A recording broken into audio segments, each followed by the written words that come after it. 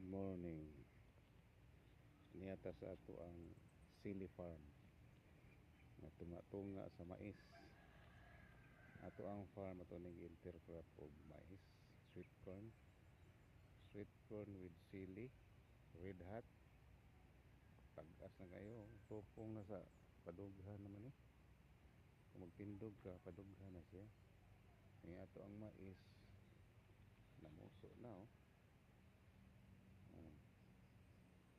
Igo-igo sa ning ma-harvest ni karon siguro first week sa January harvest na itong mais. Ato ang sili mugaway na ni. Ato ang intercrop para ang una-una tagkakaog mais ba. Itong sili na nay mga bunga oh. Kita ninyo yung bunga oh. Na nagdakag bunga des ubos oh. Dahag bunga oh. Maka-harvest kita ani. Mo na siya habog kayo punuan na dako na. Pasaka o pak habog kayo tama dughan lagi. Naalay mga kulot-kulot ba? Sa kay maayo himuon na ni. Ato mais o duha ka buok sa kapunuan. Dito na hanap. Dagko kayo. Na ako'y sakit sa mais. Saan na siya. Gamay nga punuan pero dahag bunga. Itong mais. Okay, kinsa may naka-visit diha. Ka-visit diha nakibawon sa Mayo ang itira ni nagkulot-kulot ang sili. Palihog lang comments diha. Kaya ito ning remedyohan ni sa himuon na ni.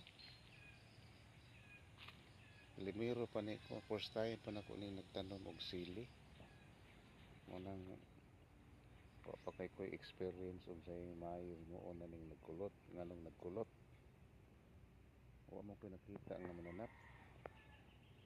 Saman kuwang sa buno, sobraan sa buno. Way tubig o sobra ang tubig. Muna yung takibawan. Agad lagas kay tasan na ni. Sa ihatag kay tasan. Hindi pa punta na ni no. Naas mga 98%. 2% lang ang dunay kulot. Pupugidaghan. Okay. Click like na po mo diha. Aron na mo i-update. Kung makita ninyo naka-update mo, gagmay pa ni karon tag-as na. Nanay bunga. Sige tag-update. Duha na ni kabuwan kapin, hapit na magtulo. Sukad na gi-transplant. Duha kapin pa. Duha ka buwan og mga sa kasimana.